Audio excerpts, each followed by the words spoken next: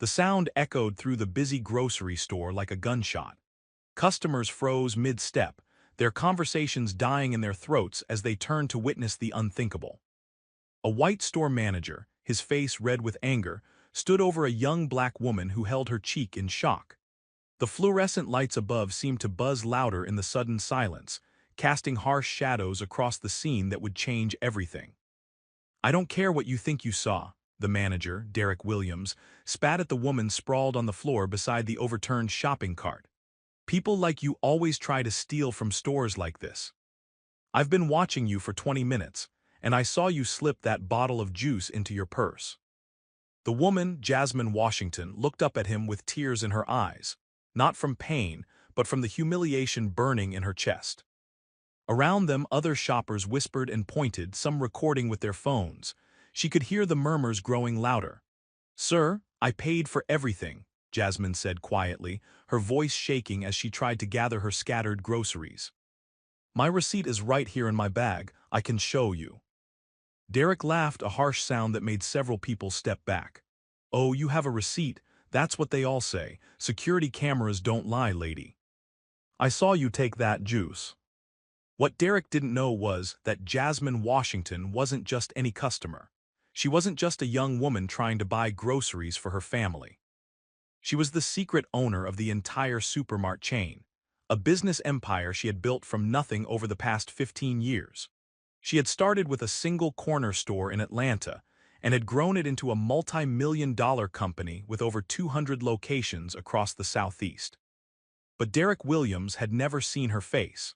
The company was run through a board of directors, and Jasmine preferred to stay behind the scenes, letting others handle the day-to-day operations while she focused on expansion and community programs. She often visited her stores unannounced, dressed in simple clothes, wanting to see how her employees treated regular customers. Today, she was getting the worst possible answer to that question. "Please," Jasmine said, her voice barely above a whisper as she struggled to stand. Her knee was scraped from the fall, and her white t-shirt was stained with something sticky from the floor. "Just let me show you the receipt. I don't want any trouble." Derek crossed his arms, his chest puffed out like a rooster. He was enjoying the attention, the way other customers were looking at him like he was some kind of hero catching a thief. "You people always have excuses, always trying to play the victim. Well, not in my store." The words hit Jasmine like another slap. She had heard them before, growing up in a small town in Georgia where her grandmother had raised her after her parents died in a car accident. Her grandmother, Ruth Washington, had cleaned houses for white families and had taught Jasmine to always carry herself with dignity, no matter how others treated her. "Baby girl," her grandmother used to say, "you can't control how people see you, but you can control how you see yourself. And you are worth more than their small minds can understand." Standing in that grocery store, surrounded by whispers and stares, Jasmine felt her grandmother's words like a warm hand on her shoulder. She reached into her purse, not for the receipt, but for something else. Her fingers closed around the small leather folder that contained her business cards and identification. "Sir," she said, her voice stronger now, "I think there's been a misunderstanding." Derek rolled his eyes. "The only misunderstanding is you thinking you can steal from my store and get away with it." "Security," he called out, raising his voice so everyone could hear.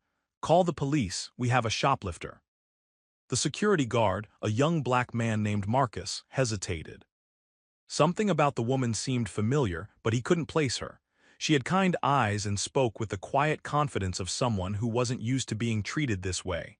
"Mr. Williams," Marcus said carefully, "maybe we should just check her receipt first. She says she has one." Derek whirled around, his face getting redder. "Are you questioning my authority? I'm the store manager here. I make the decisions.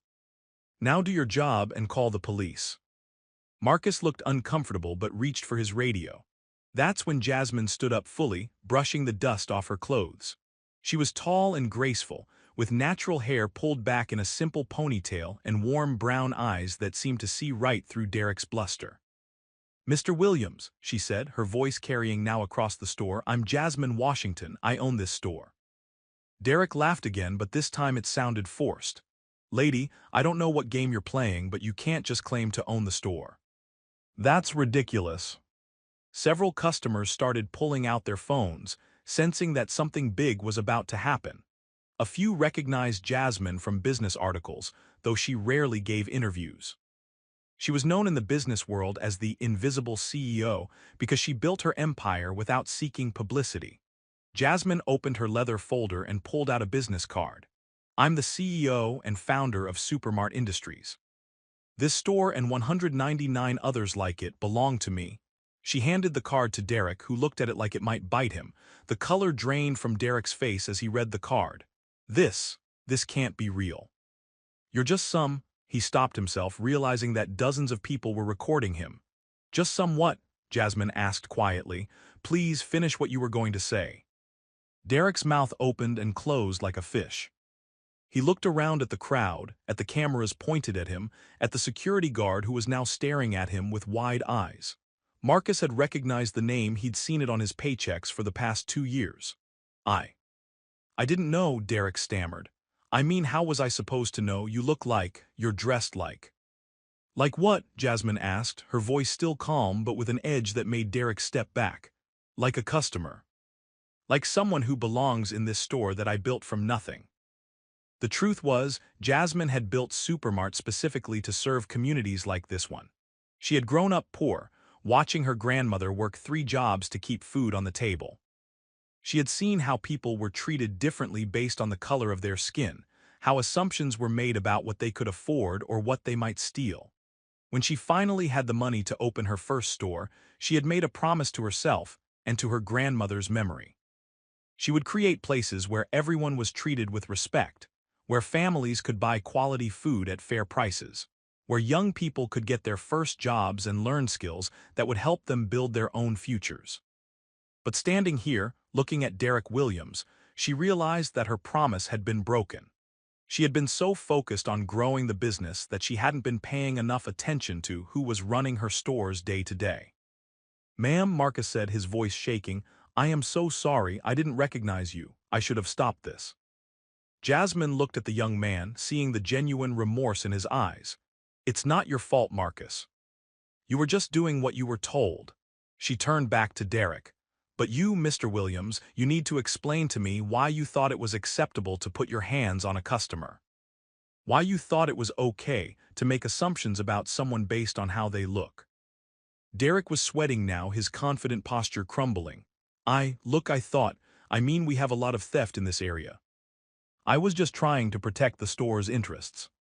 By assaulting a customer, Jasmine asked. By humiliating someone in front of their neighbors and friends, by making them feel like they don't belong in a store that's supposed to serve their community. The crowd around them had grown larger. People were calling out, some supporting Jasmine, others still in shock at what they had witnessed. An elderly black woman pushed through the crowd, her face full of anger.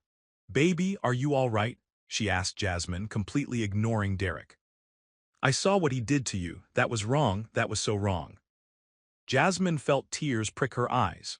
The woman reminded her of her grandmother, the same fierce protectiveness, the same willingness to stand up for what was right even when it was hard. I'm okay, Jasmine said softly. Thank you for caring. The woman looked at Derek with disgust. Shame on you for treating someone like that. Your mama raised you better than that, or at least she should have. Derek's face was now completely red, but from embarrassment rather than anger. He was starting to realize the full scope of what he had done, not just to a customer but to his boss, the owner of the company that paid his salary. Mrs. Washington, he said, his voice barely above a whisper, I'm so sorry. I made a terrible mistake. I don't know what came over me. Jasmine studied his face, looking for genuine remorse. She had learned over the years in business that apologies were easy to give but hard to mean. She had also learned that sometimes people needed to face real consequences before they understood the weight of their actions. Mr. Williams, she said finally, you didn't make a mistake, you made a choice. You chose to see me as less than human. You chose to use your position of power to humiliate and assault someone you thought couldn't fight back. Derek opened his mouth to protest, but Jasmine held up her hand. I'm not finished, she said. You also chose to ignore company policy, Every supermart employee goes through training on how to handle suspected theft. You're supposed to observe, document, and call security. You're never supposed to touch a customer unless they pose a physical threat to others. She paused, letting her words sink in. But most importantly, you chose to treat another human being as if they were less than you. And that's not a mistake, Mr. Williams. That's a choice that reveals who you really are. The store had fallen completely silent now. Even the background music seemed to have stopped. Everyone was waiting to see what would happen next. Jasmine reached into her purse again and pulled out her phone. She scrolled through her contacts until she found the number she was looking for. "Hello, James," she said, her voice carrying clearly through the store. "This is Jasmine. I need you to come to the Riverside location immediately. We have a situation that requires your attention." James Parker was the regional manager for Supermart, a good man who had been with the company for 8 years. He had worked his way up from assistant manager and was someone Jasmine trusted completely.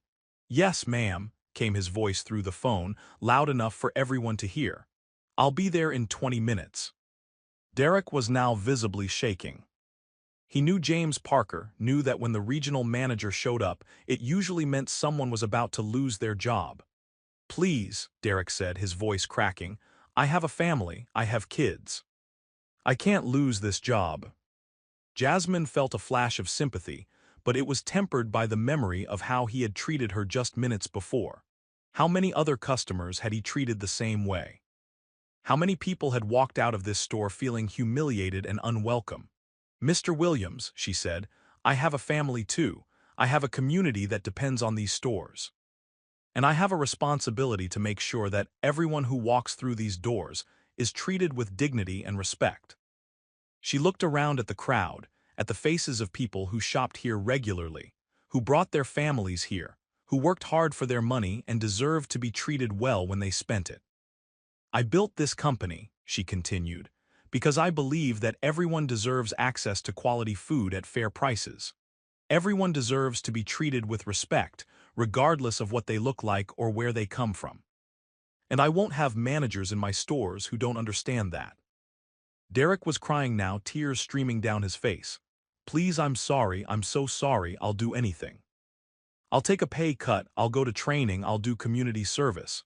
Just please don't fire me." Jasmine looked at him for a long moment, then at the crowd around them. She thought about her grandmother, about the lessons she had learned about forgiveness and second chances. But she also thought about the young security guard who had hesitated to stand up to Derek, about the customers who had witnessed this scene, about the message she would send if she let this slide. "Mr. Williams," she said finally, "you're suspended pending a full investigation. You'll be hearing from our Human Resources Department within 48 hours about your future with this company." Relief flooded Derek's face, but Jasmine wasn't finished. "But understand this," she said, her voice hard now, "this isn't over. You assaulted a customer in my store. You violated company policy and basic human decency, and you did it in front of dozens of witnesses. The investigation will be thorough, and the consequences will be appropriate." She turned to address the crowd. "I want to apologize to everyone who witnessed this. This is not how Supermart employees are supposed to behave. This is not the standard we hold ourselves to, and it's certainly not the way I want my customers to be treated." An older black man in the crowd called out, "What are you going to do to make sure this doesn't happen again?" Jasmine nodded, appreciating the question. "That's exactly what I'm going to figure out. This store and all of our stores are supposed to be places where everyone feels welcome and respected. Today, we failed to live up to that promise. And that's on me as much as it is on Mr. Williams." She paused, looking around at the faces in the crowd. "I'm going to be spending the next few weeks visiting every one of our locations personally. I'm going to be talking to employees, talking to customers, and figuring out how to make sure this never happens again." The crowd began to murmur, some people looking impressed, others still skeptical. Jasmine understood their skepticism. She had heard promises before from business owners who showed up after problems, made grand speeches, and then disappeared again. "But I'm not just going to talk," she continued. "I'm going to take action." Starting today, we're implementing new training programs for all managers. We're creating a customer advocacy program where people can report problems directly to corporate. And we're establishing a community advisory board to help make sure our stores are serving their neighborhoods the way they should. A young woman in the crowd raised her hand. What about people who can't afford to shop here? Your prices are still higher than some other stores. Jasmine smiled for the first time since entering the store. That's a great question, and it's something we're already working on. We're expanding our community discount program, and we're partnering with local organizations to provide fresh food access to families who need it most. She looked around the crowd again. This company exists because of you. Because of this community, and if we're not serving you well, then we're not fulfilling our purpose. The sound of the store's automatic doors opening made everyone turn. James Parker walked in, his face serious as he took in the scene. He was a tall, thin man in his 40s, with graying hair and kind eyes behind wire-rimmed glasses. "Mrs. Washington," he said, approaching quickly, "I came as soon as I could." "What's the situation?" Jasmine gestured to Derek, who was now sitting on a nearby bench, his head in his hands. "Mr. Parker, I need you to take Mr. Williams to the office and document everything that happened here today. There are multiple witnesses, and I believe several people have video." James looked confused for a moment, then understanding dawned on his face. "Ma'am, are you saying that Mr. Williams didn't recognize you?" "He didn't recognize me," Jasmine confirmed, "and he assaulted me based on an assumption that I was shoplifting." James Parker's face went pale. He had been in retail long enough to know that this was the kind of incident that could destroy a company's reputation and land everyone involved in serious legal trouble. "Mr. Williams," he said, his voice carefully controlled, "please come with me. We need to discuss this situation immediately." Derek stood up slowly, his legs shaking. As he walked past Jasmine, he stopped and looked at her with red-rimmed eyes. "I really am sorry," he said quietly. "I know that doesn't mean much now, but I am." Jasmine studied his face for a moment. "Mr. Williams, I hope you are, because if you truly are sorry, then you'll use this as a chance to become a better person. You'll think about why you made the assumptions you made, and you'll work to change whatever it is inside you that led to this moment." Derek nodded and followed James toward the back of the store. As they disappeared into the office area, the crowd began to disperse, though many people lingered, still processing what they had witnessed. The elderly woman who had checked on Jasmine earlier approached her again. "Honey, are you sure you're okay? Do you need to go to the hospital or anything?" Jasmine shook her head. "I'm fine, thank you, just bruised inside and out."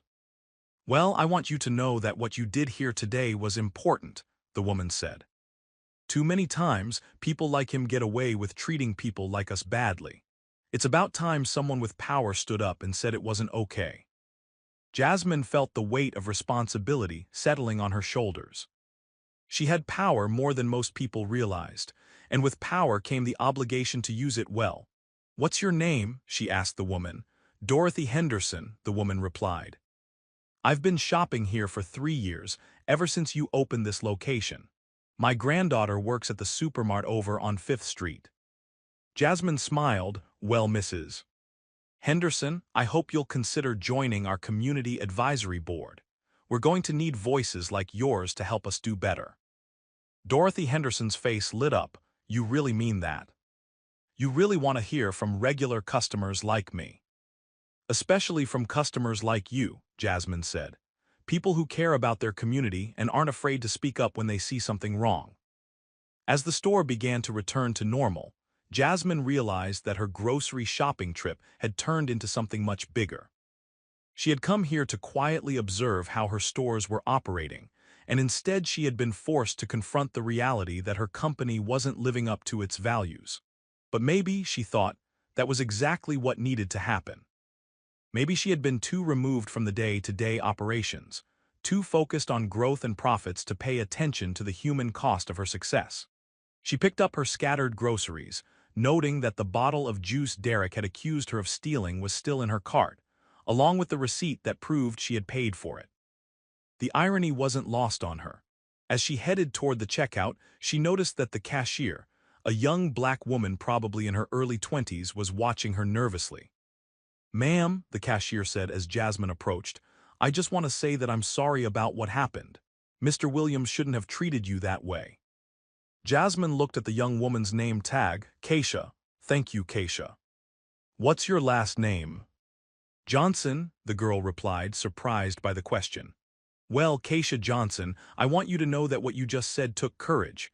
It's not easy to speak up when your boss does something wrong. But that's exactly the kind of employee we need in this company." Keisha smiled, her nervousness fading. "Are you really the owner of Supermart?" "I am," Jasmine confirmed. "And I'm going to be spending more time in the stores, getting to know employees like you. I want to make sure that everyone who works here feels supported and empowered to do the right thing." As Keisha rang up her groceries, Jasmine thought about the conversation she would need to have with her board of directors. They had been pushing for faster expansion, more stores, higher profits. But maybe it was time to slow down and focus on making sure they were getting the basics right. She thought about Derek Williams, about the fear in his eyes when he realized who she was. She didn't take pleasure in his panic, but she hoped it would lead to real change. Not just for him, but for everyone who worked in her stores. The truth was, Derek's behavior was a symptom of a larger problem. It was easy to fire one bad manager, but much harder to address the systemic issues that allowed that behavior to flourish. She needed to look at her hiring practices, her training programs, her company culture. As she left the store, Jasmine felt the weight of the day settling on her shoulders. She was physically tired from the confrontation, emotionally drained from the experience, but also energized by the possibility of change. Her phone buzzed with a text message from James Parker. Situation documented. Multiple witnesses interviewed. Video evidence secured. Mr. Williams' employment status under review. Will have full report by tomorrow morning. Jasmine typed back, "Thank you, James, this is just the beginning. We have work to do." She got into her car, a simple Honda that she had bought because she liked its reliability, not because she needed to impress anyone. As she drove home, she thought about her grandmother, about the sacrifices Ruth Washington had made so that her granddaughter could have opportunities she never had. "I hope I made you proud today, Grandma," she said aloud, her voice filling the empty car. "I hope I stood up for what's right even when it was hard." The truth was, today had been a test. A test of her values, her character, and her commitment to the principles she had built her company on. She had passed the test, but just barely, and she knew that the real work was just beginning. The next morning, Jasmine woke up before her alarm, her mind already racing with plans. She had barely slept, replaying the previous day's events and thinking about all the changes she needed to make. Her phone had been buzzing all night with messages from news outlets, social media notifications, and calls from her board of directors. The video of Derek Williams slapping her had gone viral overnight. Someone in the store had live-streamed the entire confrontation, and it had been shared thousands of times across different platforms. The comments ranged from supportive to outraged to skeptical, but one thing was clear. The incident had struck a nerve. Jasmine lived in a modest 3-bedroom house in a quiet neighborhood in Atlanta. She had bought it 5 years ago when Supermart was really taking off, but she had deliberately chosen something understated. Her neighbors knew she was successful, but most of them had no idea about the true scope of her business empire. She made her coffee and sat at her kitchen table, scrolling through the news coverage on her tablet. The headlines were dramatic. Millionaire CEO assaulted by her own store manager. Shocking video shows racial profiling at Supermart. The slap that exposed corporate America. Most of the coverage was sympathetic to her, praising her calm response and her promises to make changes. But there were also critics questioning whether the incident was staged, whether she was using it as a publicity stunt, whether she was really committed to change or just trying to protect her company's reputation. Jasmine understood the skepticism. She had seen too many corporate executives make grand promises after scandals, only to return to business as usual once the media attention died down. But she also knew that this was different, this was personal. Her phone rang, interrupting her thoughts. The caller ID showed her best friend and business partner, Tanya Mitchell. "Girl, are you okay?" Tanya's voice was full of concern. "I saw the video. I can't believe that man put his hands on you." Jasmine had known Tanya since college, where they had both studied business. Tanya was now the chief operating officer of Supermart, handling much of the day-to-day operations, while Jasmine focused on strategy and expansion. "I'm fine," Jasmine said, though she wasn't sure that was entirely true. "Physically anyway, but Tanya, we have a problem, a big problem." "I know," Tanya said. "I've been on the phone with the PR team since 6 this morning. They want to do damage control, issue a statement, maybe hold a press conference." "No," Jasmine said firmly. "No press conferences, no damage control, we're going to do something different." "What do you mean?" Jasmine stood up and walked to her window, looking out at her garden where her grandmother's roses still bloomed every spring. "I mean, we're going to actually change things. Not just talk about it, not just make promises, but really change how we do business." Tanya was quiet for a moment. "Jasmine, I understand you're upset and you have every right to be, but we have to think about the company, about the employees who depend on us, about the shareholders." "The shareholders," Jasmine's voice was sharp. "Tanya, I own 60% of this company. I am the primary shareholder, and I'm telling you that we're going to do the right thing, even if it costs us money in the short term." "Okay," Tanya said carefully. "Tell me what you're thinking." Jasmine had been thinking about this all night. "First, we're going to conduct a complete review of all our hiring practices. Every store manager, every assistant manager, every supervisor.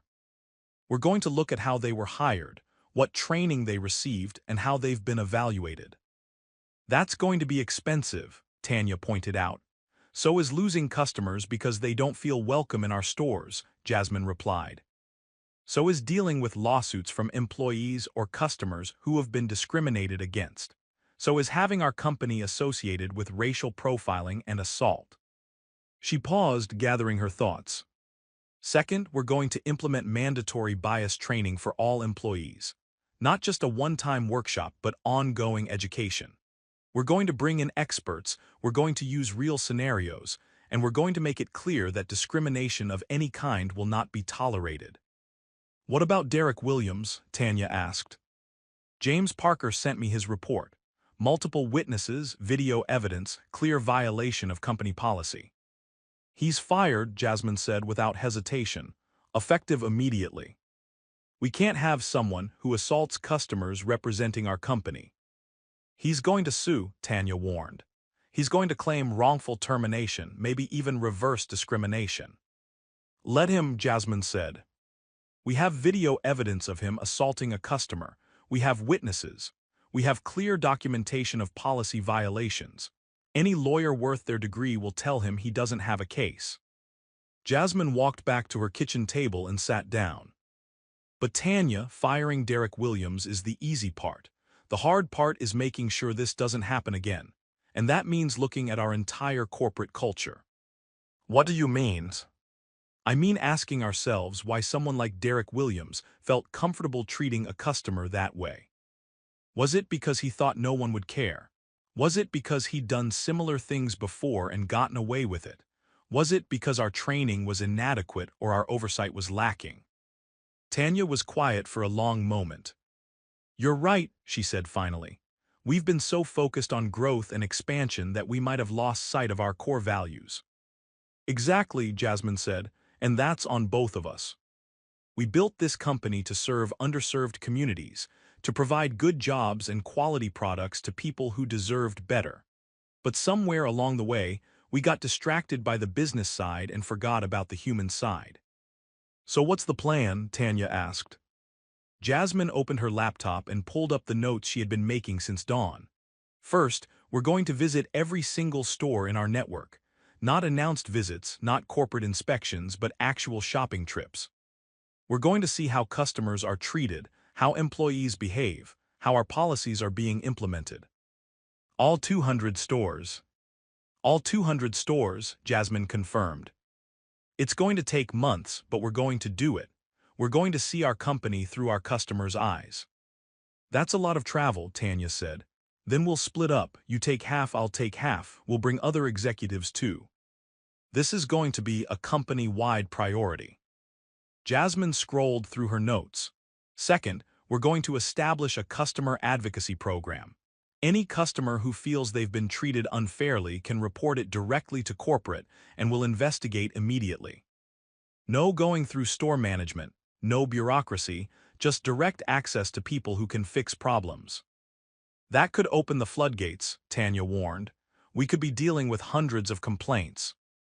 Good, Jasmine said. I'd rather deal with hundreds of complaints than have hundreds of customers suffering in silence. And if we're getting that many complaints, it means we have serious problems that need to be addressed.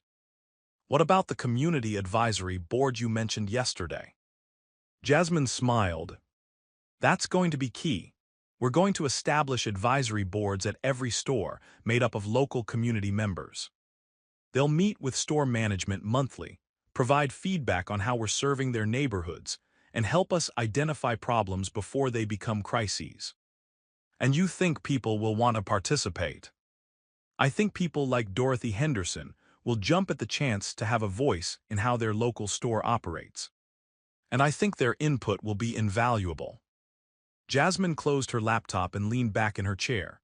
Tanya, yesterday was humiliating and painful, but it was also a wake-up call. We can't build a successful business on the backs of people who don't feel respected and valued. And we can't serve communities effectively if we don't understand what those communities need. You're right, Tanya said. It's going to be a lot of work and it's going to be expensive, but you're right. When do we start? Today, Jasmine said. I want you to call an emergency meeting of all regional managers. We're going to fly them in, we're going to show them the video, and we're going to make it clear that this kind of behavior will not be tolerated anywhere in our company. What about the media? They're going to be watching our every move. Jasmine thought about this. Let them watch. We're not doing this for the media, we're doing it because it's right, but if they want to cover our efforts to improve, that's fine with me. After ending the call with Tanya, Jasmine decided to drive back to the Riverside store. She wanted to see how things were going after yesterday's incident, and she wanted to talk to some of the employees who had witnessed what happened. The parking lot was busier than usual, with several news vans and reporters hanging around the entrance.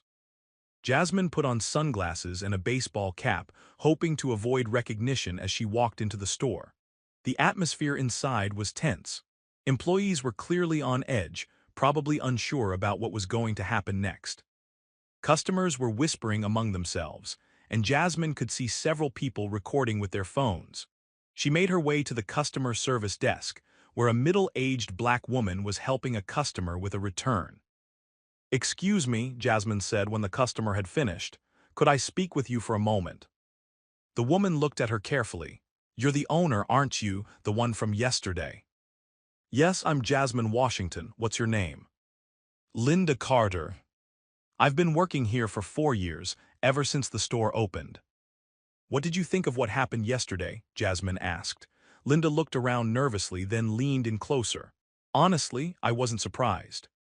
Derek Williams has been treating customers badly for months, especially black customers.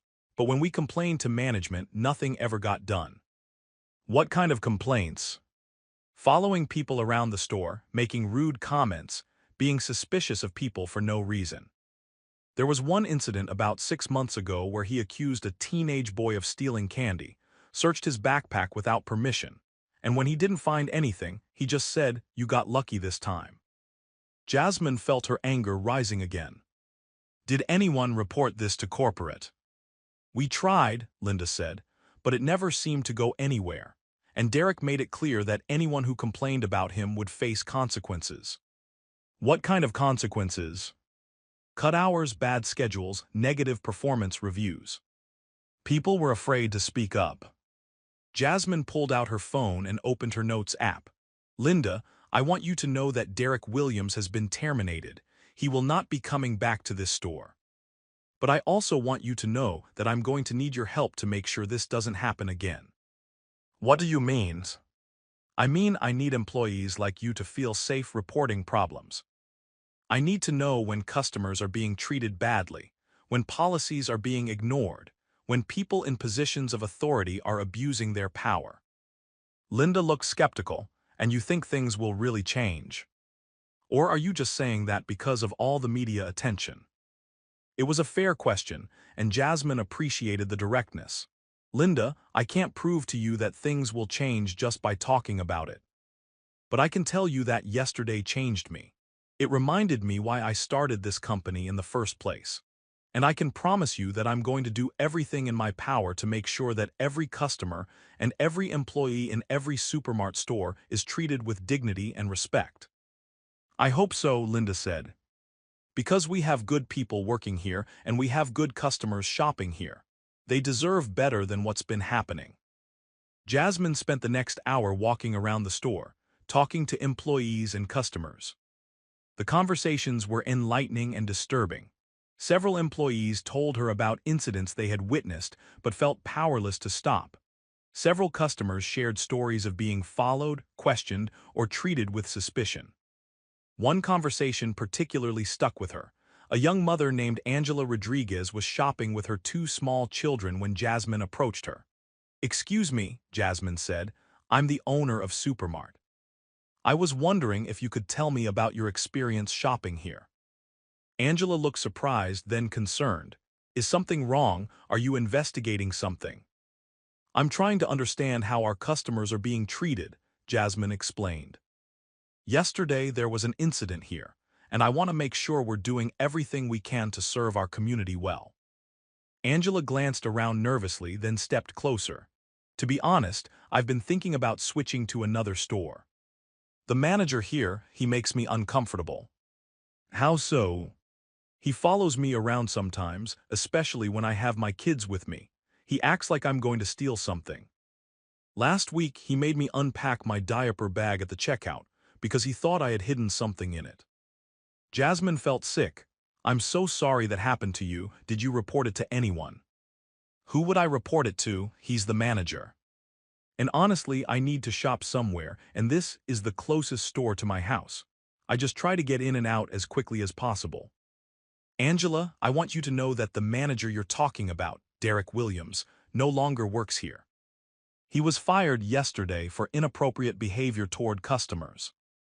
Angela's eyes widened. "Really, what happened?" Jasmine gave her a brief overview of the previous day's events. Angela listened with growing amazement.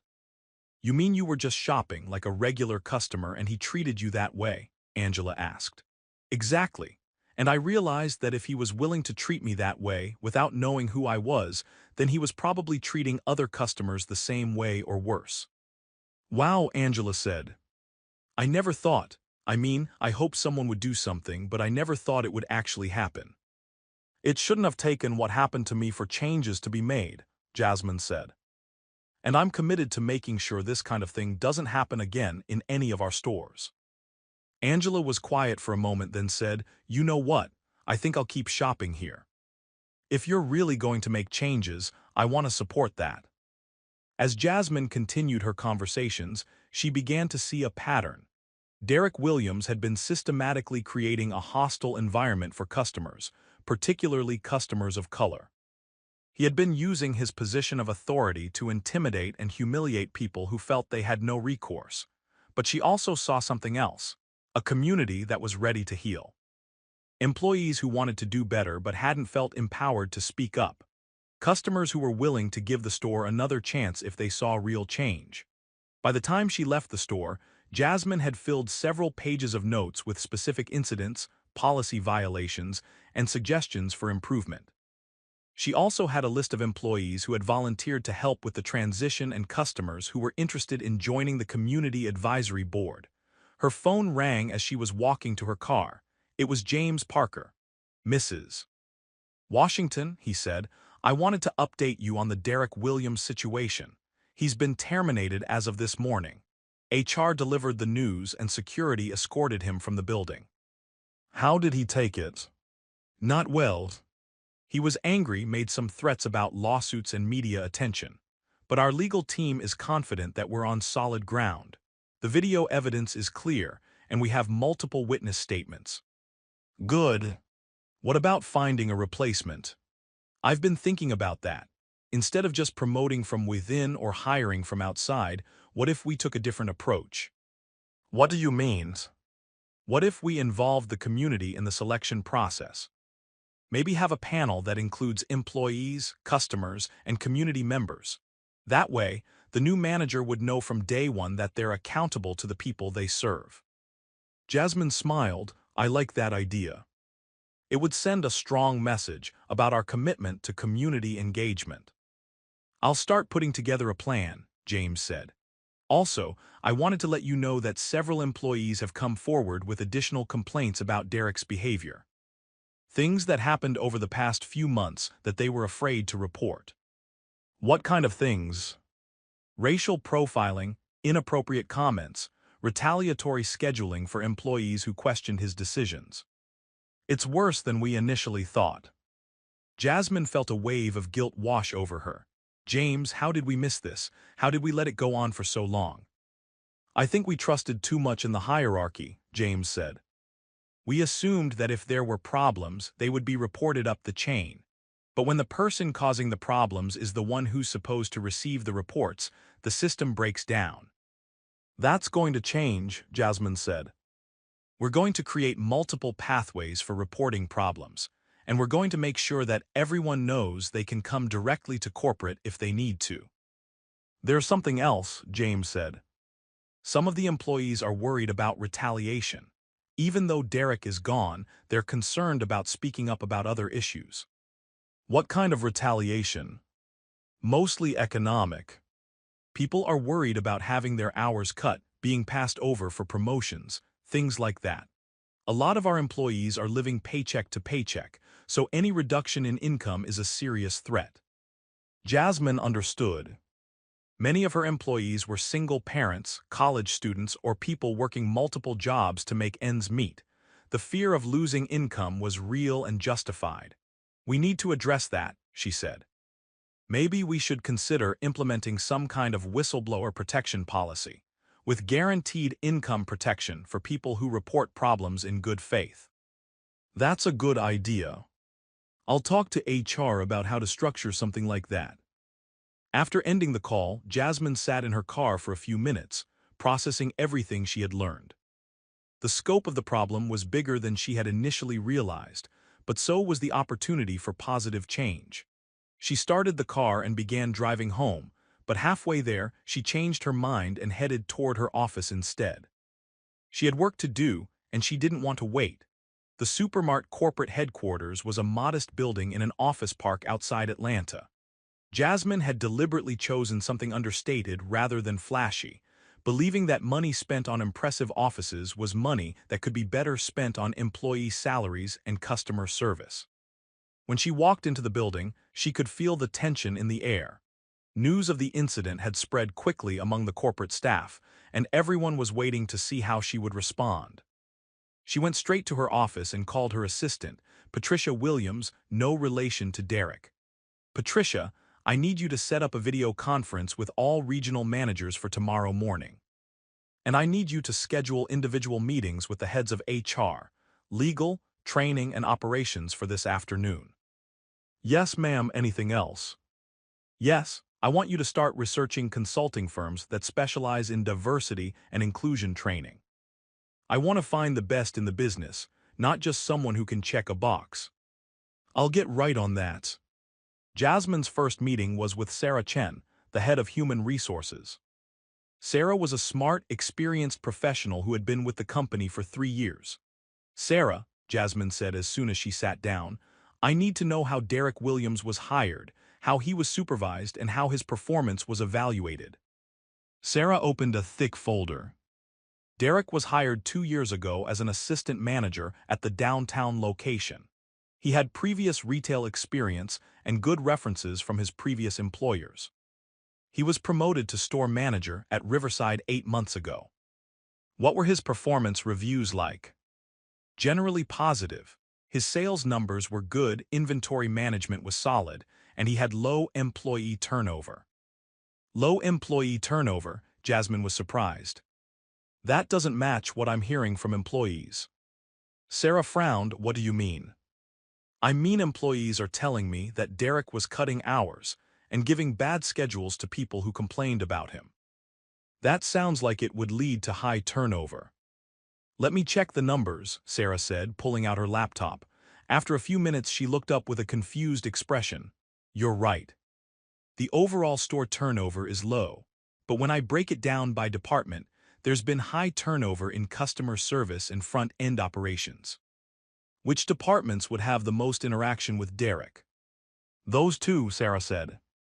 And now that I look at it, most of the people who left didn't complete exit interviews. They just gave 2 weeks' notice and left. Why weren't red flags raised? Sarah looked uncomfortable, honestly. Because the overall numbers looked good. Derek was hitting his targets, and we were focused on other stores that were having more obvious problems. What kind of training did Derek receive when he was promoted to manager? Standard management training. 2 weeks at corporate headquarters, covering company policies, customer service standards, employee relations, and legal compliance. Did that training include anything about unconscious bias, cultural sensitivity, or diversity and inclusion? Sarah hesitated. Not specifically. We covered the legal requirements for non-discrimination, but we didn't go into deeper issues of bias or cultural competency. Jasmine made notes as they talked. Sarah, I want you to pull the personnel files for every store manager in our system. I want to see their hiring records, their training records, their performance reviews, and their turnover numbers. I want to identify any patterns or red flags we might have missed. That's going to be a lot of work, Sarah said. Then hire temporary staff to help. This is a priority. I want the analysis completed within 2 weeks. Yes, ma'am. And Sarah, I want you to start researching best practices for bias training and cultural competency. I want to completely overhaul our management training program. Her next meeting was with David Kim, the head of legal. David was a sharp lawyer who had helped guide the company through various legal challenges as it grew. David, Jasmine said, I need to know what our legal exposure is from the Derek Williams situation. Well, the good news is that we acted quickly once we became aware of the problem. The bad news is that if there were previous incidents that we failed to address, we could face liability for those as well. What kind of liability? Civil rights violations, discrimination claims, hostile work environment suits from employees, and potentially criminal charges if any of Derek's actions constituted assault or harassment. And if other customers come forward with similar stories, then we could be looking at a class action lawsuit. The video from yesterday has gone viral, so it's likely that other people who had negative experiences will come forward. Jasmine nodded. What's our best defense? Aggressive remediation. We need to show that we take these issues seriously, that we're willing to make systemic changes, and that we're committed to preventing future incidents. What about Derek's threat to sue for wrongful termination? David smiled grimly. Let him try. We have video evidence of him assaulting a customer, multiple witness statements, and clear documentation of policy violations. Any competent lawyer will tell him he doesn't have a case. Good. What do you recommend for protecting the company going forward? Enhanced training, clear policies, multiple reporting channels, and regular audits of store practices. We also need to make sure that our insurance coverage is adequate in case we do face litigation. Make it happen, Jasmine said. Her final meeting of the day was with Marcus Thompson, the head of training and development. Marcus was a former store manager who had worked his way up through the ranks and understood the challenges of front-line retail work. Marcus, Jasmine said, I need you to completely redesign our management training program. What happened yesterday can never happen again. I've been thinking about that, Marcus said. I think we need to go beyond just policies and procedures. We need to address the underlying attitudes and assumptions that lead to discriminatory behavior. What do you recommend? Immersive training that puts managers in the shoes of customers from different backgrounds. Role-playing exercises that help them understand how their actions are perceived. And ongoing education, not just a one-time workshop. How long would that take to develop? For a truly comprehensive program, at least 6 months, but we could start with interim measures immediately. What kind of interim measures? Mandatory sensitivity training for all current managers, enhanced customer service standards, and a zero-tolerance policy for discrimination with clear consequences. Do it, Jasmine said. And Marcus, I want you to involve community members in the development process. We need to make sure that our training addresses real-world situations and community concerns.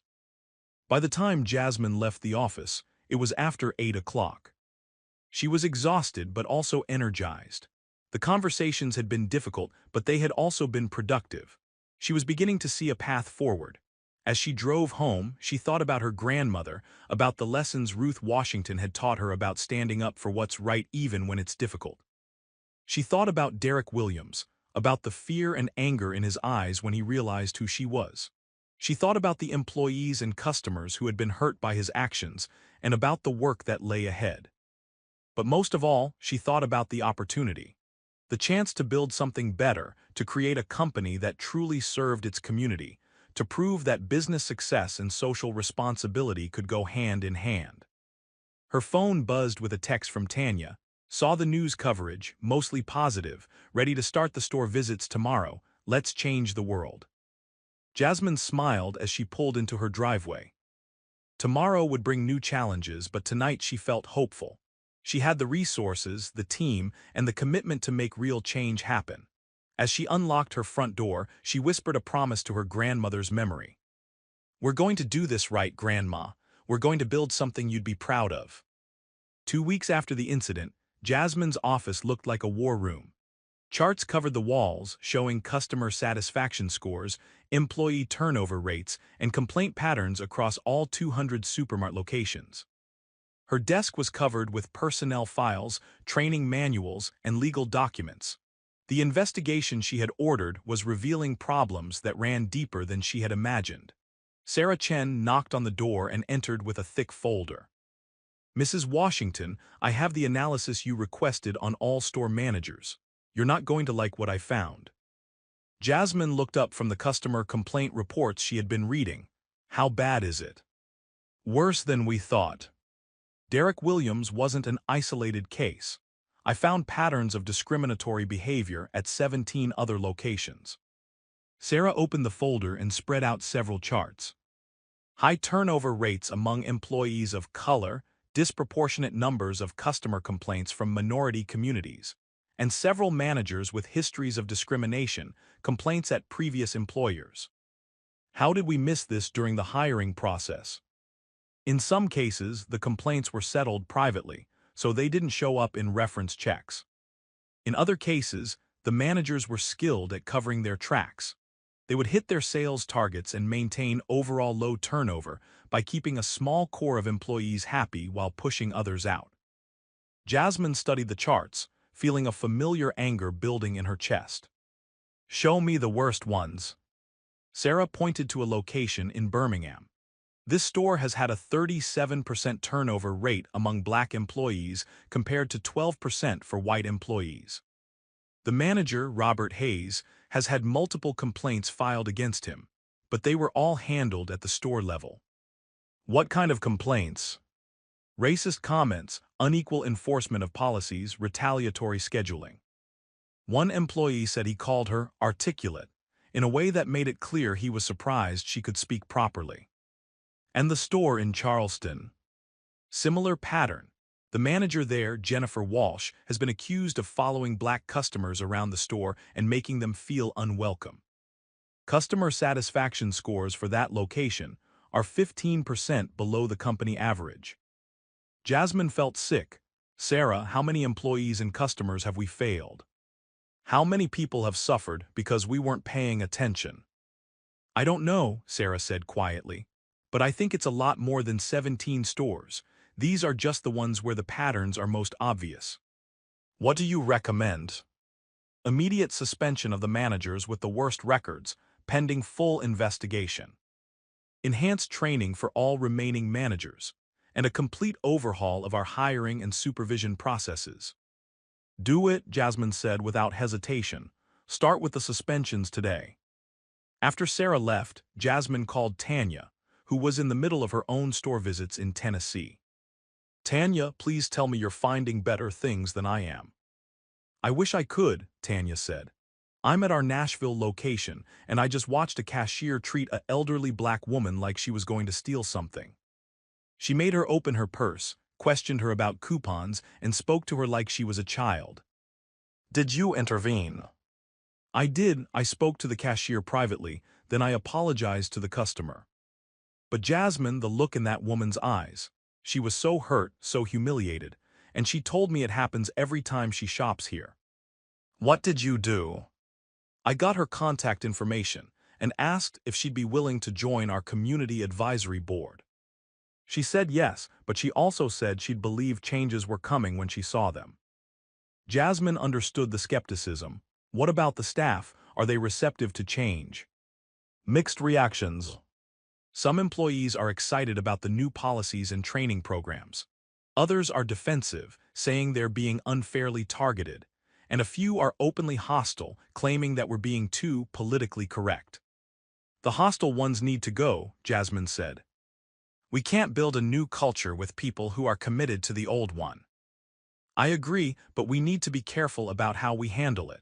We're already getting pushback from some employees who feel like they're being blamed for problems they didn't create. Jasmine sighed. This is harder than I thought it would be. Real change always is, Tanya said. But Jasmine, I'm also seeing some amazing things. At our Memphis location, the staff has already started implementing some of the new customer service standards on their own. They're greeting every customer personally, offering help without being asked, and going out of their way to make people feel welcome. That's encouraging. And at our Knoxville store, the manager has started a program where employees take turns walking the floor just to check in with customers. Not to watch for shoplifting, but to see if anyone needs help finding something or has questions about products. I like that idea. Can we implement it company-wide? I think so. It's simple, it's low cost, and it sends the right message about our priorities. After the call, Jasmine decided to visit another one of her stores unannounced. She chose the location in Decatur, Georgia, which had shown up on Sarah's list as having moderate problems but no major red flags. The store was busy when she arrived, with the typical mix of families, elderly customers, and young professionals stopping by after work. She grabbed a shopping basket and began walking through the aisles, observing how customers were treated. At first, everything seemed normal. Employees were polite, the store was clean, and customers seemed to be finding what they needed. But as she watched more carefully, she began to notice subtle differences in how people were treated. A young white woman asked an employee for help finding a specific brand of baby formula. The employee, a young black man, immediately led her to the right aisle and even helped her compare prices between different brands. A few minutes later, an older black woman asked the same employee for help finding sugar-free cookies. He pointed in the general direction of the cookie aisle and said, "Over there somewhere," without offering to show her the specific location. The difference was small, but it was there. And if Jasmine could see it in just a few minutes of observation, she knew it was probably happening all the time. She continued her walk through the store, noting other small but telling details. The security guard seemed to pay more attention to black customers than white ones. The cashiers were more likely to check IDs for black customers using credit cards. The store manager spent more time on the floor when there were more white customers shopping. None of it was overt. None of it would probably result in formal complaints, but all of it contributed to an atmosphere where some customers felt more welcome than others. Jasmine was so focused on her observations that she didn't notice the young woman approaching her until she spoke. "Excuse me, are you the lady from the video, the one who owns Supermart?" Jasmine looked up to see a woman in her mid-20s with two small children in tow. "Yes, I'm Jasmine Washington. I'm Keisha Davis. I just wanted to thank you for what you did. That video gave me hope that things might actually change." What do you mean? I shop at 3 different Supermart locations, depending on where I am during the day. And at all 3 I get treated like I'm going to steal something. Security follows me, cashiers act suspicious, managers watch me like I'm a criminal. One of her children, a little girl about 4 years old, tugged on her mother's sleeve. Mama, why do the store people always follow us? Keisha's face showed embarrassment and pain. She's too young to understand, but she's already noticing. She asks me why we can't shop at the nice stores like her friends do. Jasmine knelt down to the little girl's level. What's your name, sweetie? Aaliyah, the girl said shyly. That's a beautiful name. Aaliyah, I want you to know that you belong in any store you want to shop at, and I'm going to make sure that everyone who works in these stores knows that too. The little girl nodded solemnly, then ran back to her mother's side. Mrs. Washington, Keisha said, I want to believe that things will change, but I've been disappointed before. A lot of businesses make promises after something bad happens, but then everything goes back to the way it was. I understand why you'd be skeptical, Jasmine said. But I'm not just making promises. I'm taking action. We're retraining all our employees, changing our policies, and creating ways for customers to report problems directly to corporate. What if the problems are subtle? What if it's not obvious discrimination but just being treated like you don't belong? It was a good question, and one that Jasmine had been wrestling with. That's exactly the kind of thing we need to address. Can you give me some specific examples? Keisha looked around nervously, then stepped closer. Like when I use coupons, cashiers act like they're fake. When I pay with cash, they hold the bills up to the light like they're counterfeit. When I return something, they act like I'm trying to scam them. Has this happened at this store? At this store, at the one on Memorial Drive, and at the one in Stone Mountain. Different employees but same attitudes. Jasmine made mental notes. Keisha, would you be willing to help me understand this better? I'm trying to document these experiences so we can address them in our training programs. Hell, maybe you could keep a log of your experiences for a few weeks. Note specific incidents, how they made you feel, and what you think could have been done differently. Keisha considered this. Yeah, I could do that, but I want to know that it's going to make a difference. I can't promise that every employee will change overnight, Jasmine said. But I can promise that we're going to keep working at it until we get it right. And I can promise that if you report specific incidents, they will be investigated and addressed. Okay, Keisha said, I'll try it, but Mrs. Washington, don't forget about us once the media attention dies down. We're the ones who have to live with whatever changes you make or don't make.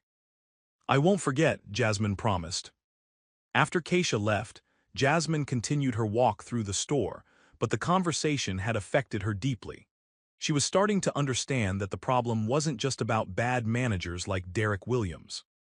It was about a culture that had allowed subtle discrimination to flourish, where employees felt it was acceptable to treat customers differently based on their race. She approached the customer service desk, where a middle-aged white woman was handling returns. Excuse me, Jasmine said, I'm the owner of Supermart. Could I speak with you for a moment? The woman's eyes widened. Oh my goodness, yes ma'am, I'm Nancy Peterson. I've been working here for 6 years. Nancy, I'm trying to understand how our customers are being treated. In your experience, do you think all customers are treated equally? Nancy looked uncomfortable. Well, I mean, we try to treat everyone fairly. That's not what I asked. Do you think all customers are treated equally? Nancy was quiet for a long moment. Honestly, no. Some employees are more suspicious of certain customers than others. What do you mean by certain customers? You know, people who look like they might cause trouble. And what do people who might cause trouble look like? Nancy realized she was walking into dangerous territory. I don't know, it's just a feeling, you know. Nancy, I need you to be honest with me. Are you talking about black customers? Not all black customers, Nancy said quickly, just some of them. The ones who dress a certain way or talk a certain way or seem, I don't know, aggressive. And how do you determine if someone is aggressive? Nancy was squirming now, I guess. If they're loud or if they seem demanding, or if they question our policies. So if a customer asks questions about your return policy, that makes them aggressive. Not necessarily. It depends on their attitude. And how do you determine their attitude? Nancy realized she was trapped. I guess I just know it when I see it. Nancy, I want you to think about something. If a white customer asks questions about your return policy, do you automatically assume they're being aggressive? I don't know, I'd have to think about it. I want you to think about it. And I want you to consider that maybe what you're interpreting as aggressive is actually just customers advocating for themselves in situations where they feel they're not being treated fairly. Nancy nodded, looking chastened. I never thought about it that way. We're going to be providing new training for all employees about unconscious bias and cultural sensitivity. I hope you'll approach it with an open mind. Yes, ma'am. I will.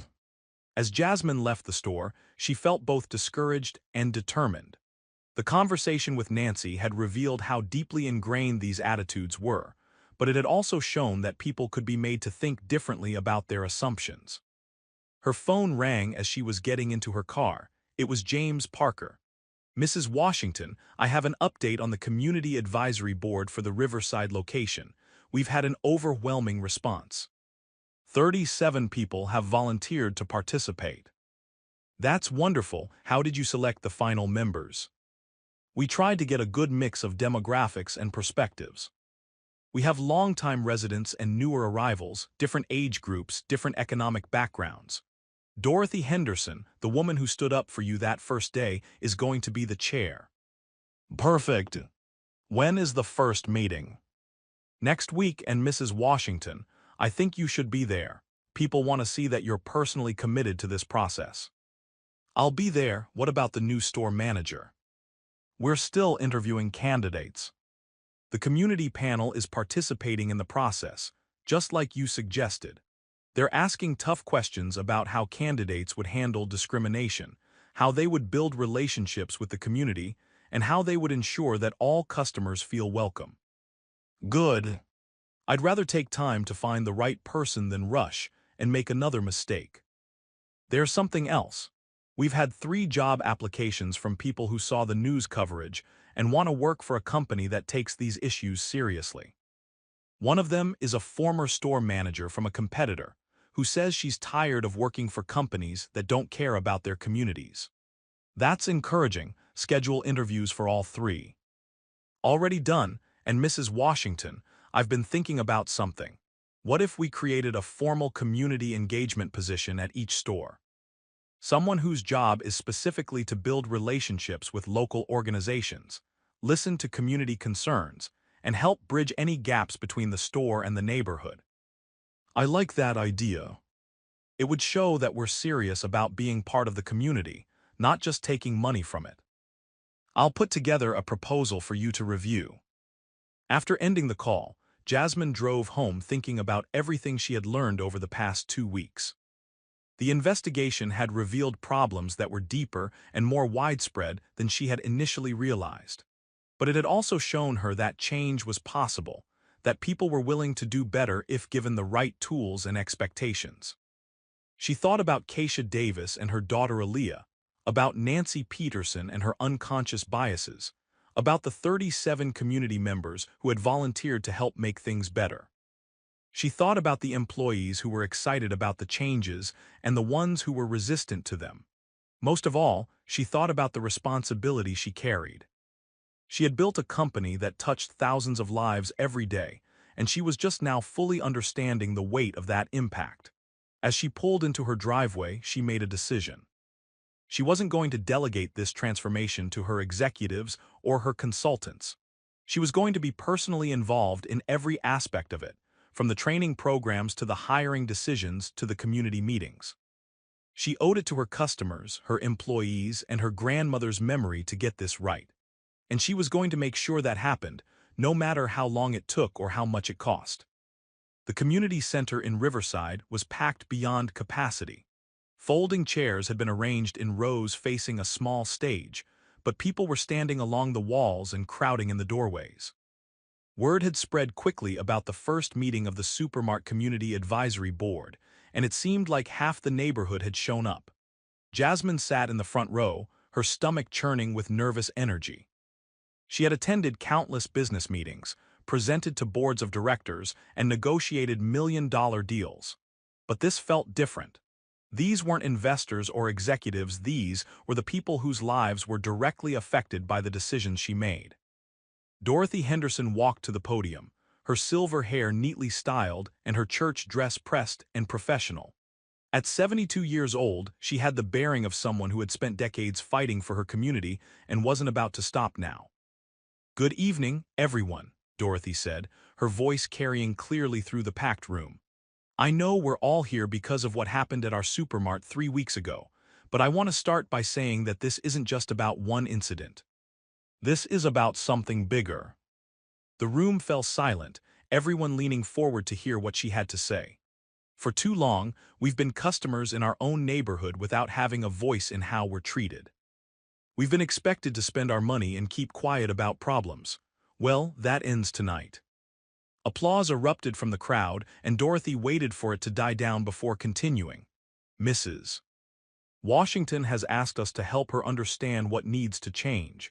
She's asked us to be partners in making things better, and I believe she's sincere about that. But sincerity isn't enough. We need to see action." She gestured toward Jasmine. "Mrs. Washington, would you like to start by telling us what you've learned since that day in your store?" Jasmine stood up, her hands slightly shaking as she approached the podium. Looking out at the crowd, she saw faces that reflected her own community: working parents, elderly residents, teenagers, young professionals. People who deserved better than what they had been getting.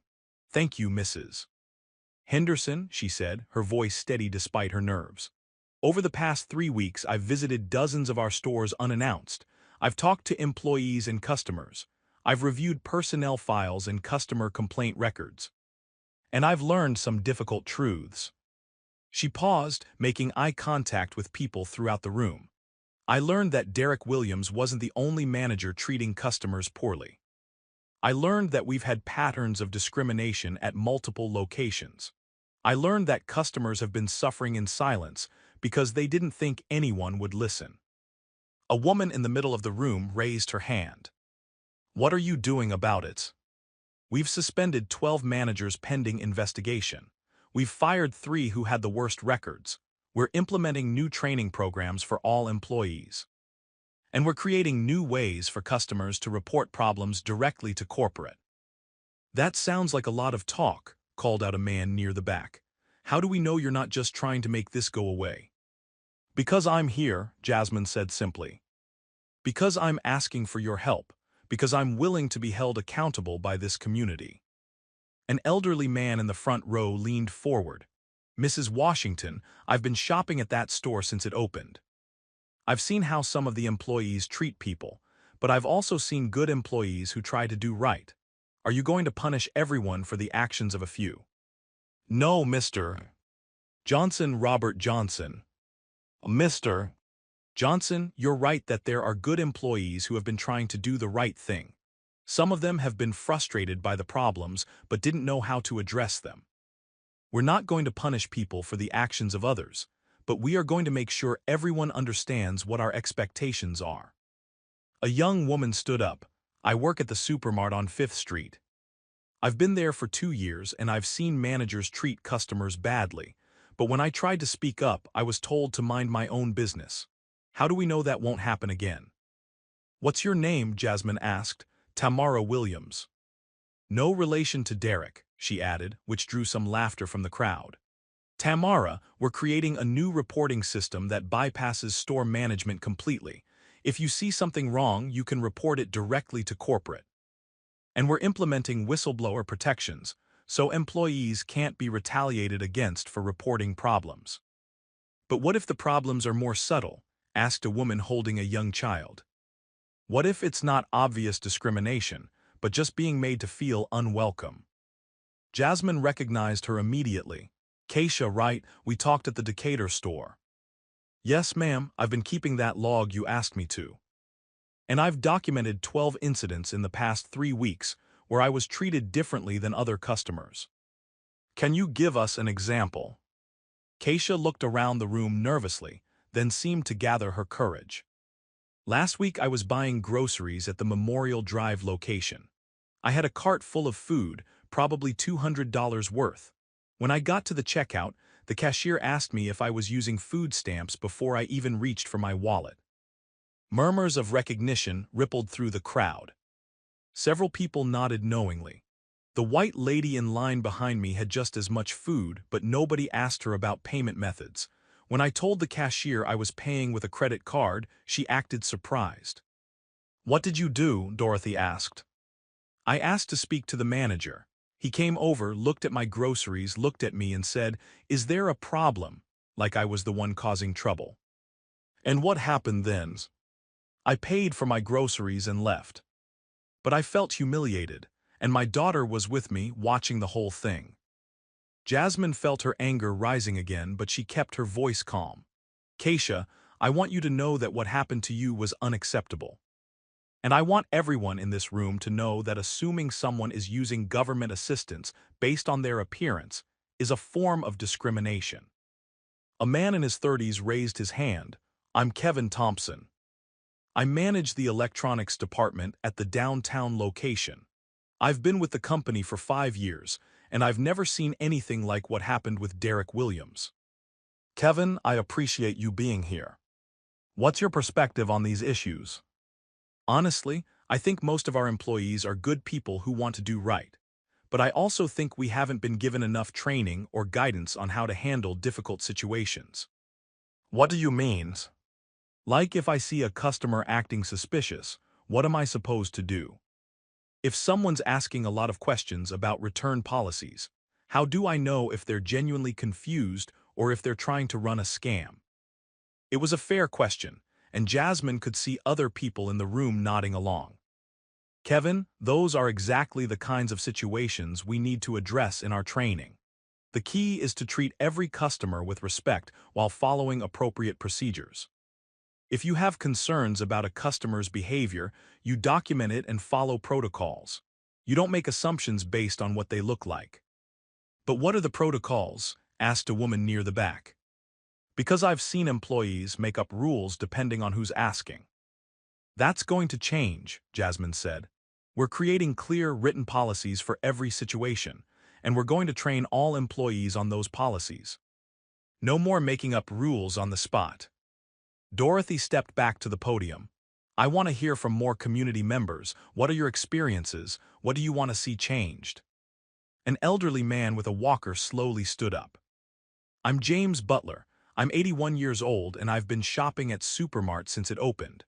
I want to say that most of the employees there are nice to me, but I've watched them treat younger black customers differently. Can you give us an example, Mr. Butler?" "Last month I was in line behind a young man, probably college age. He was buying school supplies and some food. The cashier was short with him, didn't say hello, didn't ask if he found everything okay. When it was my turn, same cashier. She was all smiles and friendly conversation." "What do you think made the difference?" "I think she saw an old man who wasn't going to cause trouble, and she saw a young black man who she thought might be. But that young man was polite, he had his money ready, he said please and thank you. He didn't deserve to be treated rudely." Several people in the crowd called out, "That's right," and "Mhim." "Mr. Butler," Jasmine said, "would you be willing to help us with our training program? We could use voices like yours to help employees understand how their assumptions affect customers." "I'd be honored to help," he said, sitting back down with a dignified nod. A young woman in scrubs raised her hand. "I'm Patricia Davis. I'm a nurse at the county hospital, and I shop at Supermart because it's close to my work. But I've stopped shopping there in my scrubs because employees always assume I'm going to steal something." "What do you mean?" "I work 12-hour shifts, so sometimes I stop by after work to grab something quick. But when I'm in my scrubs, security follows me around. Cashiers watch me extra closely. One time, a manager asked me if I was really a nurse, like he thought I was wearing a costume." "That's ridiculous," someone called out. "It is ridiculous," Patricia agreed. "But it happens, and it's not just me. I've talked to other healthcare workers who have had similar experiences." Jasmine made notes as Patricia spoke. "We're going to address this specifically in our training. There's no reason why someone in medical scrubs should be treated with suspicion. What about people with tattoos? Asked a young man with colorful artwork covering his arms. I'm a mechanic, and I get dirty at work. I've had employees act like I'm going to steal something just because I look different. Same principle applies, Jasmine said. How someone looks or dresses doesn't determine whether they're a good customer or not. Dorothy looked around the room. I want to talk about something else. Mrs. Washington, what are you doing to make sure that the new managers you hire understand this community? We're involving community members in the hiring process, just like we did with this advisory board. We want managers who see themselves as part of the neighborhood, not just as corporate representatives. That's good, Dorothy said, but I also want to know about the current employees. Are you going to retrain everyone, or are you going to start over with new people? We're going to retrain everyone who's willing to learn and change. But we're also going to make it clear that discriminatory behavior will not be tolerated. People who can't or won't change their attitudes will need to find other jobs. A woman in the back row stood up. I'm Sandra Martinez. I've been a cashier at Supermart for 3 years. I want to say that I've never discriminated against anyone, but I also haven't always spoken up when I saw other employees doing wrong. What stopped you from speaking up? Fear, Sandra said simply. Fear of being labeled a troublemaker, fear of having my hours cut, fear of being fired. Sandra, that's exactly why we're implementing whistleblower protections. Employees shouldn't have to choose between doing what's right and keeping their jobs. But how do we know those protections will really work? Asked another employee. Companies make promises all the time. Because we're going to write them into your employee handbook, Jasmine said. Because we're going to train supervisors on them, and because we're going to create an independent ombudsman position to investigate complaints. The questions continued for over an hour. People shared stories of discrimination, but also stories of employees who had gone above and beyond to help them. They talked about what they wanted to see changed and what they hoped the store could become. Finally, Dorothy called for closing comments. Mrs. Washington, what have you heard tonight? Jasmine stood up again, feeling emotionally drained but also inspired. I've heard that we have a lot of work to do. I've heard that some of our employees are already trying to do better, but they need support and training. I've heard that this community is willing to work with us, but you also want to see real results. She paused, looking around the room.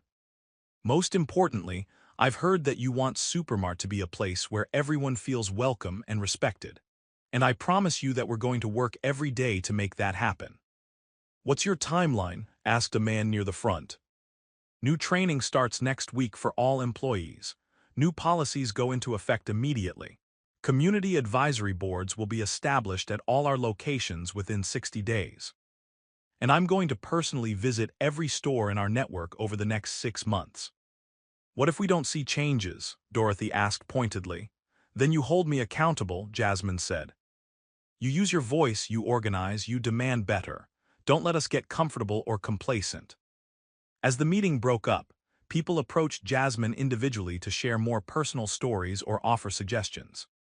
She exchanged contact information with several community members and made commitments to follow up on specific issues.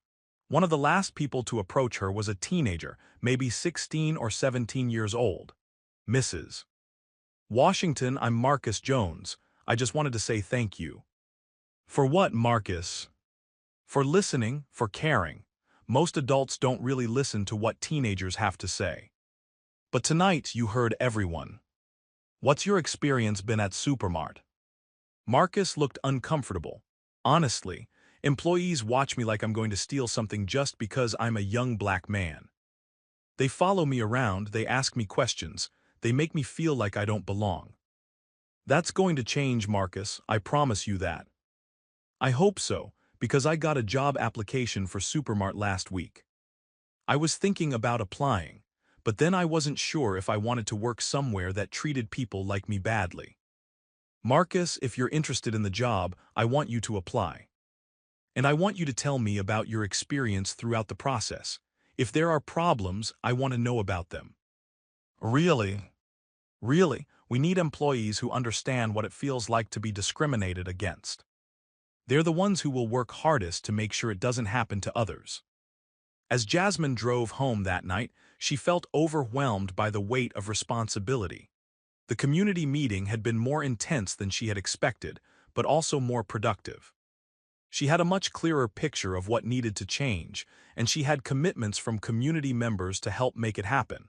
Her phone buzzed with a text from Tanya. "How did the meeting go?" "Eye-opening," Jasmine typed back. "These people have been dealing with discrimination for years, and they're tired of it. But they're also willing to work with us if we're serious about change." "Are we serious about change?" "More serious than I've ever been about anything in my life." The next morning, Jasmine was in her office early, reviewing the notes she had taken at the community meeting. She had a list of 17 specific changes that community members had requested, from clearer signage in stores to more diverse hiring practices. Her first call was to Marcus Thompson, the head of training. "Marcus, I need you to accelerate the timeline for our new training program. I want every employee in the company to complete the basic diversity and inclusion training within the next month." "Mrs. Washington, that's an extremely aggressive timeline. We're talking about nearly 3,000 employees across 200 locations. Then we hire more trainers. We run sessions around the clock if we have to. This is the company's top priority." "What about the cost?" "The cost of not doing this is much higher than the cost of doing it right. Make it happen." Her next call was to Sarah Chen in HR. "Sarah, I need you to start implementing the whistleblower protection program immediately.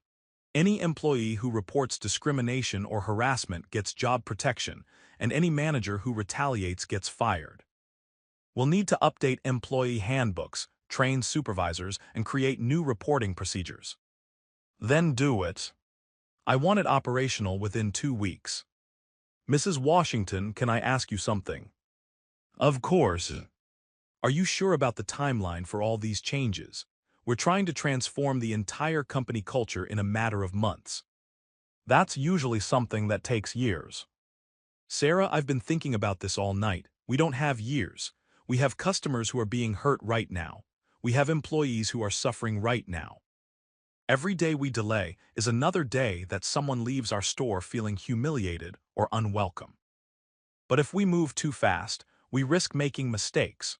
We risk creating confusion or resentment among employees who feel like they're being blamed for problems they didn't create. Then we have to be very careful about how we communicate these changes. We need to make it clear that we're not blaming individual employees, but we are committing to higher standards for everyone." "I understand, I'll make it work." Jasmine's final call was to James Parker at the Riverside location. "James, how are things going with the search for a new store manager?" "We've narrowed it down to 2 candidates. Both have excellent references, both have experience managing diverse teams, and both did well with the community panel interviews." "What made them stand out?" "They both talked about retail as a service to the community, not just as a job. They both had specific examples of how they've addressed discrimination in previous positions. And they both asked thoughtful questions about our customer base and community relationships." "When can we make a decision?" "I'd like to have both candidates do a working interview, where they spend a day in the store interacting with customers and employees. That way we can see how they actually handle real situations." "Perfect. And James, I want you to document everything about this hiring process. If it works well, we're going to use it as a model for hiring managers at all our locations." "Yes, ma'am." "Mrs. Washington, can I tell you something?" "Of course." The atmosphere in the store has completely changed since Derek left. Employees are more relaxed, customers seem more comfortable, and we've had several people mention that they're planning to shop here more often. "That's encouraging." "But James, I don't want us to get overconfident. Changing one bad manager is just the first step. We need to make sure that the culture change is sustainable." "I'd agree. But I wanted you to know that your efforts are already making a difference." After ending the calls, Jasmine sat back in her chair and closed her eyes. 3 weeks ago, she had been a successful CEO focused on expanding her business empire. Now she was leading a company-wide transformation that would determine not just the future of Supermart, but the shopping experience for thousands of customers in dozens of communities. The scope of the challenge was enormous, but so was the opportunity. If they could get this right, Supermart could become a model for how retail companies should operate in diverse communities. They could prove that treating customers and employees with dignity and respect wasn't just the right thing to do, it was also good business. But first, they had to survive the transformation itself. Change was never easy, especially when it challenged people's deeply held assumptions and behaviors.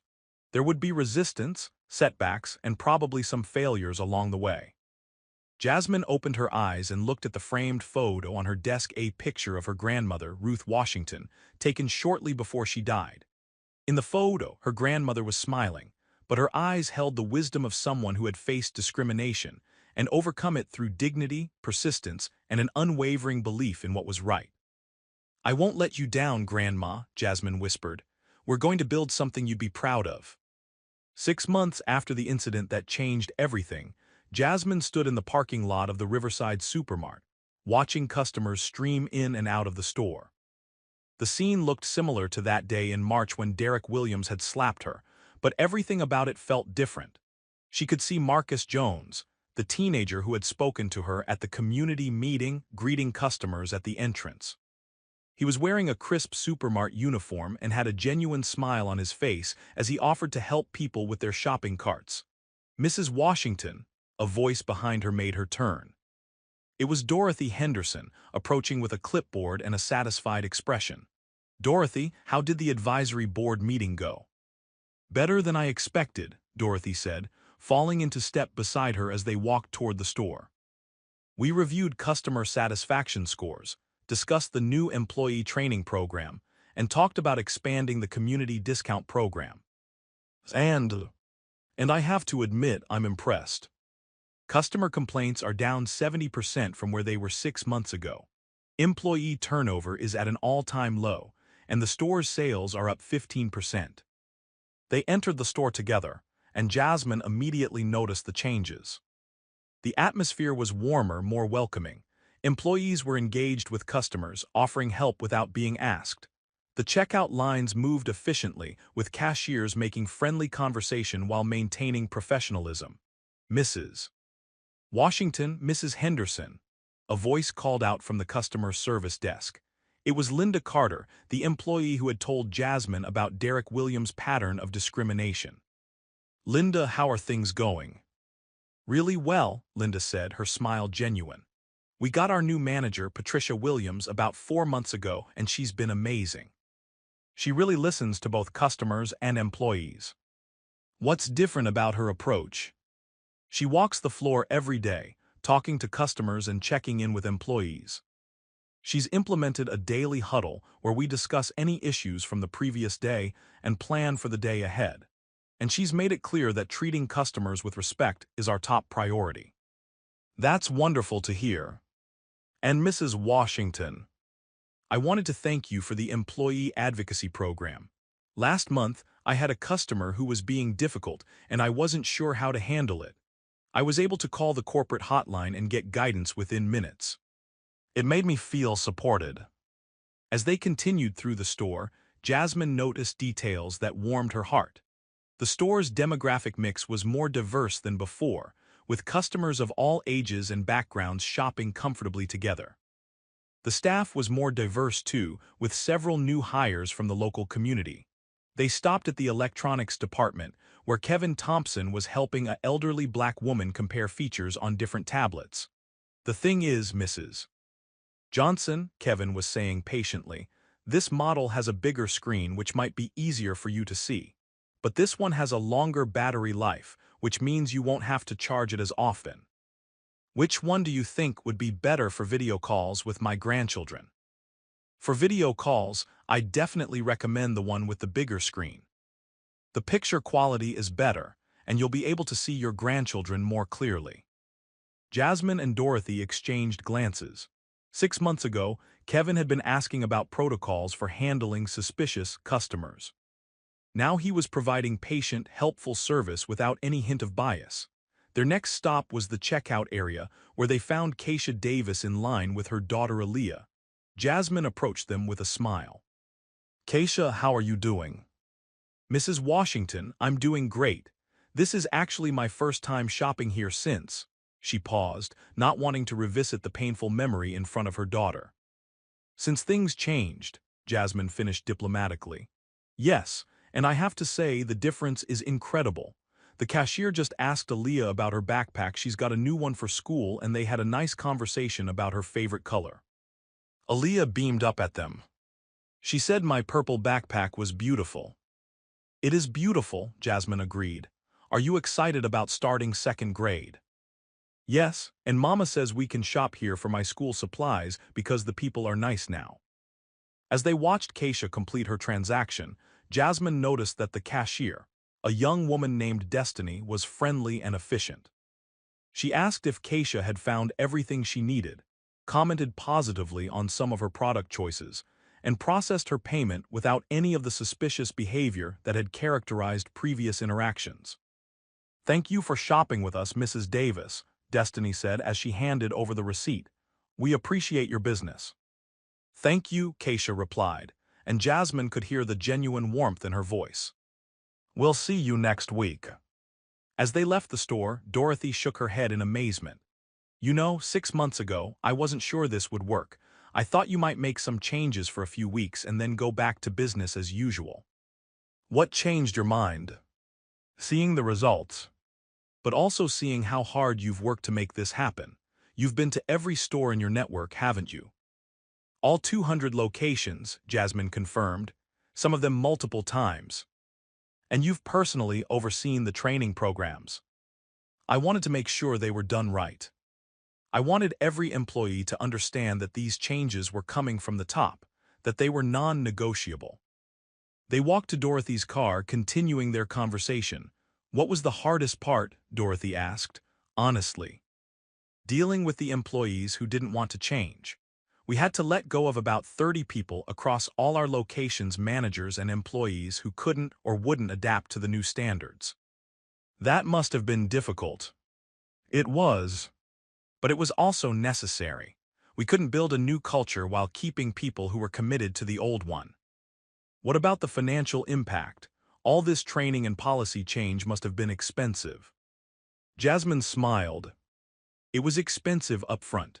We spent about $2 million on training, policy development, and new systems. But Dorothy, our overall revenue is up 12% system-wide. Customer satisfaction is at an all-time high. Employee retention is better than it's ever been. So it was good business as well as the right thing to do." "Exactly. Treating people with dignity and respect isn't just morally right, it's profitable. Happy customers spend more money and recommend us to their friends. Happy employees provide better service and stay with the company longer." They reached Dorothy's car, but she didn't get in immediately. "Mrs. Washington, can I ask you something personal?" "Of course. How has this experience changed you?" Jasmine thought about the question. "In every way imaginable. 6 months ago, I was a CEO who was focused on growth and profits. I thought I was serving communities, but I was really just serving myself. And now? Now I understand that business success and community service aren't separate things. They're the same thing. If we're not making our communities better, then we're not really successful." "What's next for Supermart?" "We're expanding the Community Advisory Board program to all our locations. We're creating a community investment fund to support local organizations and programs. And we're developing a training program that other retail companies can use to address similar issues." "You're going to share your training program with competitors." "Dorothy, discrimination in retail isn't just a Supermart problem. It's an industry problem. If we can help other companies treat customers better, everyone benefits." As Dorothy drove away, Jasmine walked back toward the store. Her phone buzzed with a text from Tanya. "Just finished the quarterly board meeting. Revenue up 12%, customer satisfaction at record highs, employee retention up 25%. The board is thrilled. You did it." Jasmine smiled as she typed back, "We did it. All of us together." She entered the store one more time, wanting to see the evening rush. The store was busy, with families shopping after work and school. The atmosphere was energetic but calm, efficient but welcoming. She stopped at the customer service desk, where Patricia Williams, the new store manager, was handling a return. "Mrs. Washington," Patricia said, looking up from her work, "I didn't expect to see you today." "Just checking in. How are things going?" "Really well. We've had several customers mention that they're shopping here more often because they feel welcome, and my employees seem genuinely happy to be here." "What do you think made the difference?" "Clear expectations and consistent support. Everyone knows what's expected of them, and they know that management has their back when they do the right thing." "Any challenges?" "A few. We had one customer last week who was upset that we weren't following him around the store like they used to. He actually complained that we were providing too much customer service." "How did you handle that?" "I explained that we treat all customers with respect and provide assistance when requested. I told him that our goal is to create a welcoming environment for everyone." "And?" "He grumbled a bit, but he completed his purchase. And honestly, I think he was testing us to see if we'd go back to the old ways." Jasmine nodded. There will always be some people who prefer the old system because it gave them advantages. But we can't build a fair system by treating some people better than others. As she prepared to leave, Jasmine noticed a young woman at the entrance who looked familiar.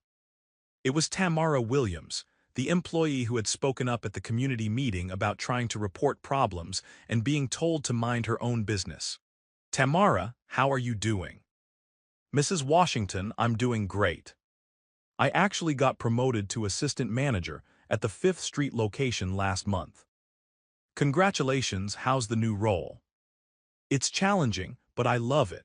I'm using everything I learned from the diversity training to help create a better environment for both customers and employees." "What's the most important thing you've learned?"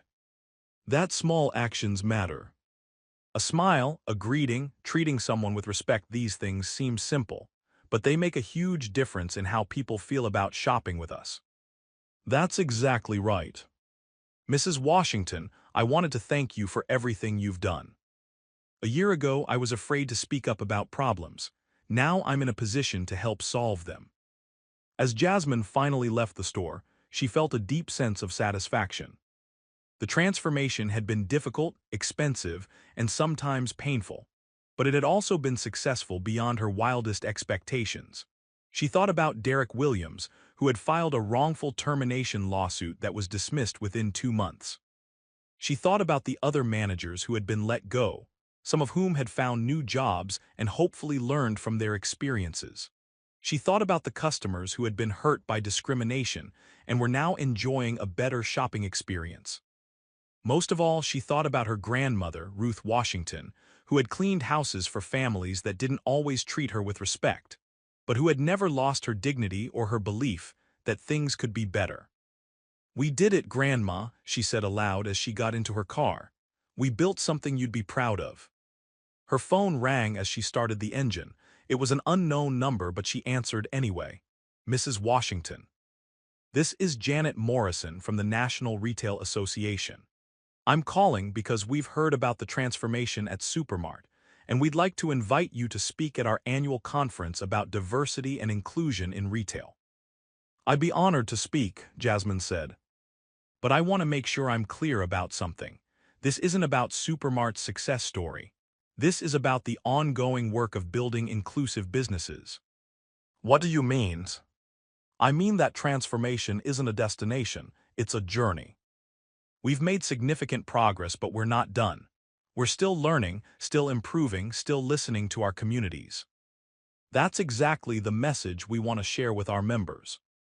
Would you be willing to bring some of your community advisory board members to speak as well?" "I think that's a wonderful idea. The real experts on customer experience are the customers themselves." After ending the call, Jasmine drove home thinking about the year ahead. Supermart was planning to open 20 new locations, each one built from the ground up with community input and inclusive practices. They were developing a scholarship program for employees' children. They were creating a supplier diversity program to work with more minority-owned businesses. But beyond the business expansion, Jasmine was excited about the ripple effects of their transformation. Other retail companies were reaching out for advice.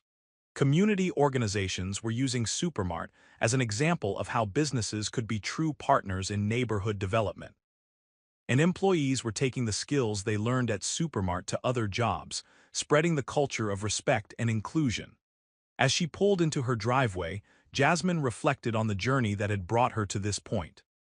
It had started with a slap that humiliated her and exposed the flaws in her company. But it had become something much bigger, a transformation that proved that businesses could be forces for positive change in their communities. She walked into her house and went straight to her grandmother's photo on the mantel. Next to it was a framed copy of a customer letter that had arrived the week before. Dear Mrs. Washington, I want to thank you for the changes you've made at Supermart. I'm an elderly woman who has been shopping at your Riverside location for 3 years. For a long time, I felt unwelcome there, like I was being watched and judged. I often left feeling hurt and humiliated, but over the past few months everything has changed. The employees are kind and helpful, the store feels warm and welcoming. I actually look forward to my shopping trips now. I know that change is hard and I'm sure it was expensive, but you've given me back my dignity as a customer and that's worth more than money. Thank you for listening to your community and for caring enough to make things better. Sincerely, Ethel Johnson. Jasmine smiled as she read the letter again. Mrs. Johnson had been one of the customers she met on her first return visit to the Riverside store, and her transformation from a wary, uncomfortable shopper to a loyal, happy customer represented everything Supermart was trying to achieve. That night, as she prepared for bed, Jasmine thought about the future. The company was financially stronger than ever, with new opportunities for growth and expansion. But more importantly, it was fulfilling its original mission, serving communities with dignity and respect. She had learned that real change was possible, but it required commitment, resources, and the courage to acknowledge when things weren't working. It required listening to difficult truths and being willing to act on them.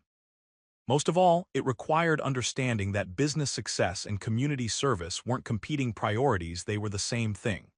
When companies treated their customers and employees with respect, when they listened to their communities and responded to their needs, when they used their power to lift people up rather than tear them down, everyone benefited. As she turned off the lights, Jasmine felt grateful for the journey that had brought her to this point. The slap that had started it all had been painful and humiliating, but it had also been the catalyst for something beautiful. It had forced her to confront uncomfortable truths, to acknowledge her failures, and to commit to being better. Tomorrow would bring new challenges and new opportunities. There would be more stores to visit, more employees to train, more communities to serve. The work of building an inclusive, respectful business culture was never finished. But tonight, Jasmine Washington, CEO of Supermart Industries, granddaughter of Ruth Washington, and member of a community that had embraced her efforts to change, felt something she hadn't felt in years. True pride in the work she was doing and the company she was building. The transformation was complete, but the journey was just beginning.